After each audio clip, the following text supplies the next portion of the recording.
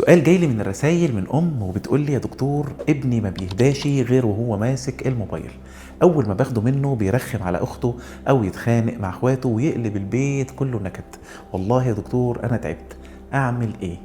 بصي يا ست الكل، اول حاجة انا حابب اطمنك، ابنك مش وحش ومش بالضرورة ان هو يكون متدلع، لكن غالبا مخه اتعود ان الموبايل هو اسرع طريقة يهرب بيها من الملل والتوتر، ولما بيتشال فجأة كل التوتر ده بيطلع مرة واحدة. اعملي 5 حاجات. اولا، ما تديش الموبايل من غير اتفاق قبل ما يمسكه.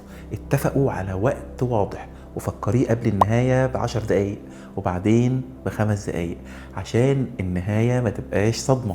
ثانيا، ما تشيليش الموبايل وتسيبيه في الفراغ، لازم يكون عارف هو هيعمل ايه بعدها. حركة، لعبة، مشوار، مساعدة في البيت، اي انتقال يكون واضح.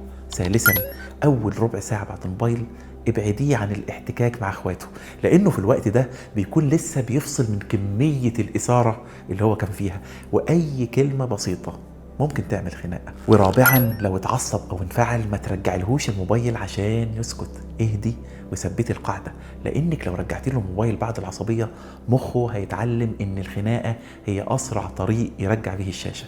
خامسا والاهم، ما تستعجليش النتيجة. كتير من الامهات يطبقوا يومين 3 ولما يلاقوا العصبية زادت يقولوا لي الخطة ما نفعتش. لا، ده طبيعي، لان ابنك بيتعلم مهارة جديدة، والمهارات ما بتتبناش في يوم ولا 2.